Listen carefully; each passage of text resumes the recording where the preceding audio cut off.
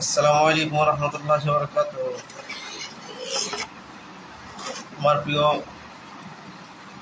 Facebook বন্ধুগণ, সকলকে আন্তরিক ধন্যবাদ সাথে থাকার জন্য।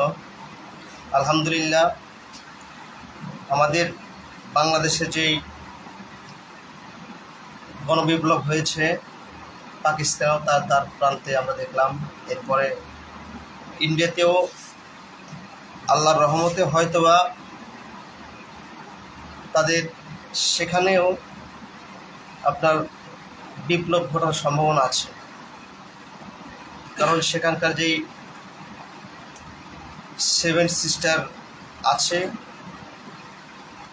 সেটা ভাঙার উপক্রম হয়ে গিয়েছে। সেটা ভাঙবে, অচিরেই ভাঙবে, আমরা বুঝতে পারছি।